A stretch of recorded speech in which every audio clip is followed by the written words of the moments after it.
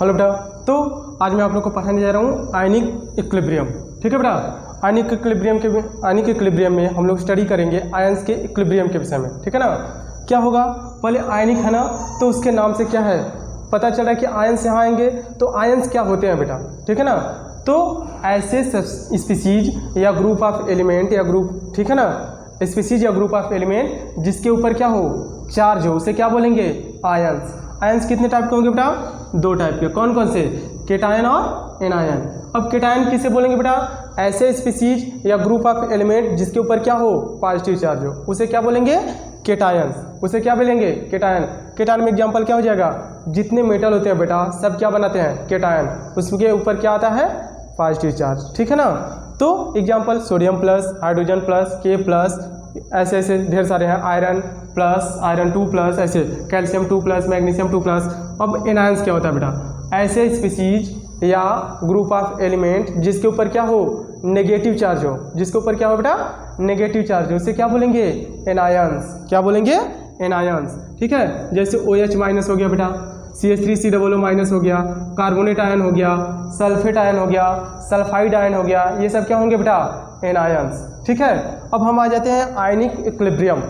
ठीक है, इक्विलिब्रियम मतलब क्या होगा बेटा, रिवर्सिबल रिएक्शन आप लोग पढ़ चुके हैं ना। रिवर्सिबल रिएक्शन का सिंबल क्या होता है, ये होता है बेटा, मतलब बैकवर्ड और फॉरवर्ड रिएक्शन क्या हो, सेम टाइम पे हो। एक ही रिएक्शन में कुछ रिएक्शन बैकवर्ड डायरेक्शन में जा रहा हो तो कुछ फॉरवर्ड रिएक्शन में कुछ फॉरवर्ड में तो कुछ बैकवर्ड में हो रहा हो। तो एक पोजीशन ऐसा आएगा जब रेट ऑफ बैकवर्ड और रेट ऑफ फॉरवर्ड रिएक्शन बराबर हो जाए, मतलब प्रोडक्ट और रिएक्टेंट दोनों का फॉर्मेशन बराबर हो जाए, तो उसे क्या बोलेंगे बेटा, इक्विलिब्रियम। उसे क्या बोलेंगे, इक्विलिब्रियम। तो उसी के विषय में हम लोग यहाँ स्टडी करेंगे। ठीक है ना, क्या है आयनिक इक्विलिब्रियम। ठीक है बेटा, तो आयनिक इक्विलिब्रियम, इसमें क्या हम स्टडी करेंगे बेटा, इक्विलिब्रियम इन्वॉल्व बिटवीन आयंस। ठीक है ना, equilibrium involve between ions. Definition क्या बेटा, ionic equilibrium, the reaction in which we study the equilibrium involve between ions is known as ionic equilibrium. The equilibrium involve between ions is known as ionic equilibrium. जैसे क्या है, हमारे पास weak acid है, weak acid है बेटा, water में डालेंगे क्या होगा, वाटर है, इसमें डालेंगे किसमें टूटेगा, H प्लस और CH3COO माइनस। ठीक है ना, वैसे क्या है, अमोनियम हाइड्रोक्साइड वीक बेस है बेटा, वाटर में डालने के बाद क्या होगा, NH4 प्लस और OH माइनस में टूट जाएगा। क्या है बेटा, आयंस है, इक्विलिब्रियम में है, तो इसे क्या बोलेंगे, आयनिक इक्विलिब्रियम। अब हम लोग ये डिटेल्स में पढ़ने से पहले हमें पता होना चाहिए बेटा, इलेक्ट्रोलाइट का इसमें बहुत रोल होगा, और सब्सटेंस कितने टाइप के होते हैं based on conduction of electricity. ठीक है ना, तो चलिए हम आप लोग को बताते हैं इलेक्ट्रोलाइट क्या होता है। ठीक है, ठीक है, क्या बेटा, type of substance based on conduction of electricity. ठीक है, type of substance based on conduction of electricity, मतलब इलेक्ट्रिसिटी फ्लो के आधार पे सब्सटेंस को कितने भागों में डिवाइड किया गया। तो माइकल फैराडे ने सब्सटेंस को लिया और एक्सपेरिमेंट किया, क्या कि इलेक्ट्रिसिटी पास कर रहा है उससे कि नहीं फ्लो कर रहा है, मतलब फ्लो कर रहा है उस सब्सटेंस से इलेक्ट्रिसिटी की नहीं, तो उस आधार पे उन्होंने सब्सटेंस को कितने भागों में डिवाइड किया, दो भागों में। ठीक है ना, माइकल फैराडे ने सब्सटेंस को लिया, स्टडी किया और देखा कि इससे इलेक्ट्रिसिटी फ्लो कर रहा है कि नहीं, उसके आधार पर उन्होंने क्या किया, सब्सटेंस को दो भागों में कैटेगराइज किया। कौन कौन से, इलेक्ट्रोलाइट एंड नॉन इलेक्ट्रोलाइट। जिससे इलेक्ट्रिसिटी फ्लो किया उसे क्या बोला, इलेक्ट्रोलाइट, और जिससे इलेक्ट्रिसिटी फ्लो नहीं किया उसे क्या बोला, नॉन इलेक्ट्रोलाइट। ठीक है ना, ठीक है बेटा, तो क्या बोला उन्होंने, based on conduction of electricity substance are two type. ठीक है ना, उन्होंने क्या किया, सब्सटेंस को लिया और उसको एक्वस सॉल्यूशन बना के उसमें इलेक्ट्रिसिटी पास किया और देखा इलेक्ट्रिसिटी पास कर रहा है कि नहीं, उसके आधार पर उन्होंने क्या किया, सब्सटेंस को दो कैटेगरी में डिवाइड किया। ठीक है ना, पहला क्या था बेटा, इलेक्ट्रोलाइट, दूसरा क्या था, नॉन इलेक्ट्रोलाइट।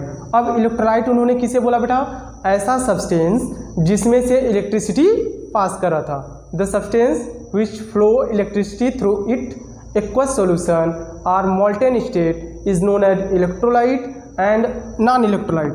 क्या हुआ, नॉन इलेक्ट्रोलाइट में क्या हुआ बेटा, the substance which do not conduct electricity in molten as well as aqueous solution aqueous state is known as non electrolyte. ठीक है, चलिए अब हम बताएंगे क्या बेटा।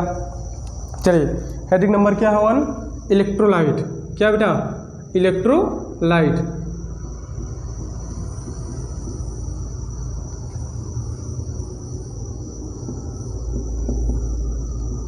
इलेक्ट्रोलाइट किसे बोलेंगे बेटा, ऐसा सब्सटेंस, ठीक है ना, ऐसा सब्सटेंस जो इलेक्ट्रिसिटी को फ्लो करे इन एक्वस और मोल्टेन स्टेट। ठीक है ना, the solution which flow electricity through it, the solution which flow electricity through it aqueous और molten state is known as electrolyte. ठीक है, ठीक है, क्या बेटा, the solution which conduct electricity in molten as well as aqueous state is known as electrolyte. ठीक है बेटा, अब इलेक्ट्रोलाइट भी दो टाइप का होता है बेटा, कौन कौन सा, वीक इलेक्ट्रोलाइट और स्ट्रांग इलेक्ट्रोलाइट। स्ट्रांग इलेक्ट्रोलाइट उसे बोलते हैं बेटा जो क्या हो, वाटर या किसी सॉल्यूशन में डालने के बाद क्या हो, सॉल्वेंट में डालने के बाद क्या हो, 100% आयनाइज हो जाए। ठीक है ना, जो 100% डिसोसिएट हो। जैसे क्या होगा बेटा, चलिए ये इलेक्ट्रोलाइट भी दो टाइप का होता है, कौन कौन सा, वीक इलेक्ट्रोलाइट और स्ट्रांग इलेक्ट्रोलाइट। चलिए देख लीजिए, तो वीक इलेक्ट्रोलाइट, इलेक्ट्रोलाइट आर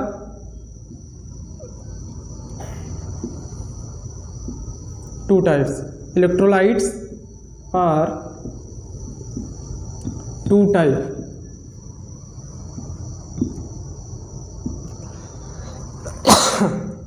कौन कौन सा, weak electrolyte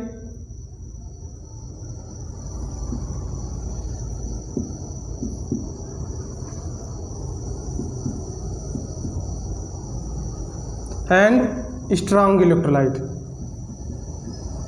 weak electrolyte and strong electrolyte. ठीक है, वीक इलेक्ट्रोलाइट और स्ट्रांग इलेक्ट्रोलाइट। वीक इलेक्ट्रोलाइट उसे बोलेंगे बेटा जो वाटर में डालने के बाद पार्शली डिसोसिएट हो या किसी सॉल्वेंट में डालने के बाद पार्शली डिसोसिएट हो। वीक इलेक्ट्रोलाइट का एग्जांपल हो जाएगा weak acid and strong, weak acid and weak base, और जो पार्शली सॉल्युबल होने वाले सॉल्वेंट आयनिक कंपाउंड है। ठीक है ना, वो आएंगे बेटा। तो ठीक है, अब आ जाइए वीक इलेक्ट्रोलाइट और स्ट्रांग इलेक्ट्रोलाइट का डिफिनेशन देख लीजिए।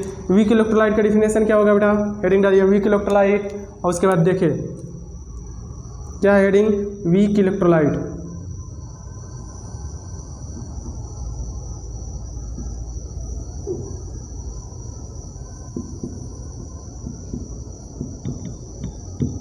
क्या है वीक इलेक्ट्रोलाइट, ठीक है, वीक, ठीक है बेटा।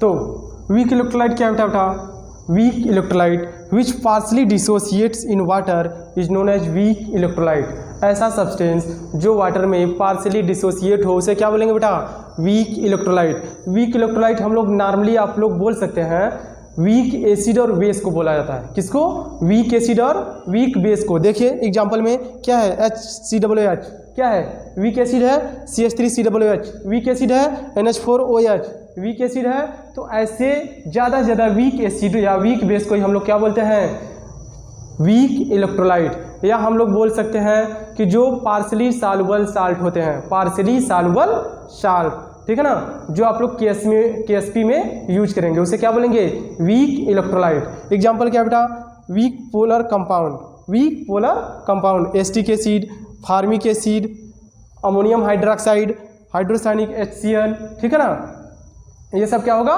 वीक इलेक्ट्रोलाइट होगा। अब आप लोग को क्या पढ़ना है बेटा, स्ट्रांग इलेक्ट्रोलाइट। ठीक है, strong electrolyte.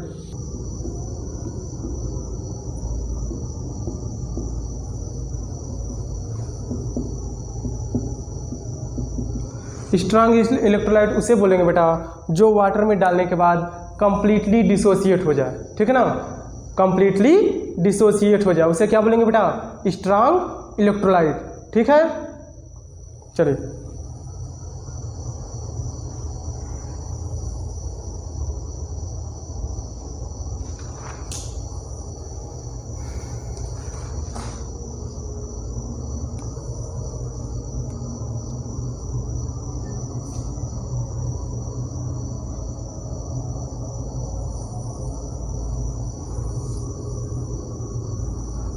which dissociate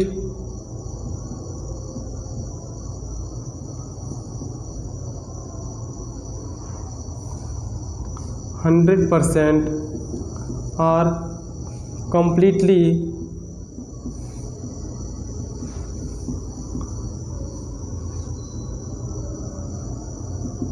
in water is known as strong electrolyte. Strong electrolyte.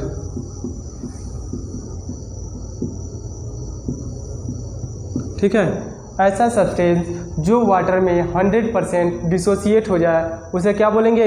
Electrolyte, वो भी स्ट्रांग। ठीक है, उसे क्या बोलेंगे? Strong electrolyte. ठीक है, इसमें इक्विलिब्रियम कब ऑब्टेन होगा बेटा?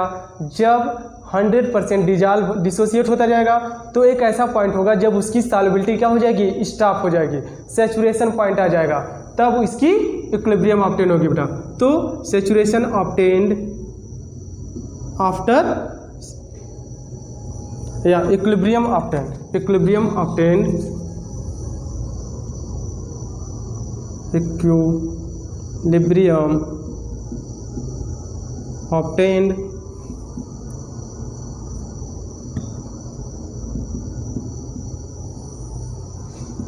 After saturation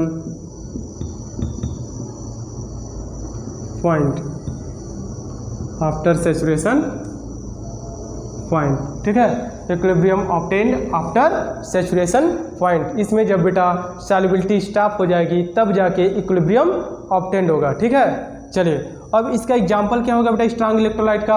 all ionic compound and strong acid and base. ठीक है ना, ऑल आयनिक कंपाउंड। एग्जाम्पल में क्या हो जाएगा बेटा? Ionic compound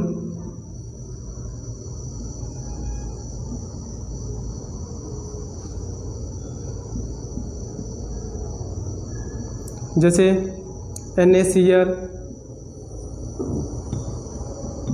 KCl, MgCl2, CaCl2 और ऐसे। फिर उसके बाद strong polar compound, strong polar compound,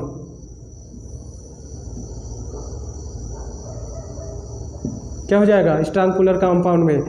मतलब स्ट्रांग एसिड और स्ट्रांग बेस। क्या हो जाएगा? HCl, NH, HCl क्या होगा?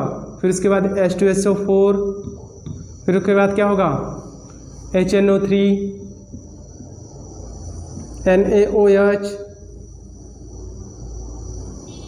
ठीक है, KOH, ऐसे ऐसे ढेर सारे एग्जाम्पल है बेटा। ये क्या है? स्ट्रांग इलेक्ट्रोलाइट का एग्जाम्पल, और ये क्या है? वीक इलेक्ट्रोलाइट का। स्ट्रांग इलेक्ट्रोलाइट क्या है बेटा? 100% which dissociate in water completely are 100%।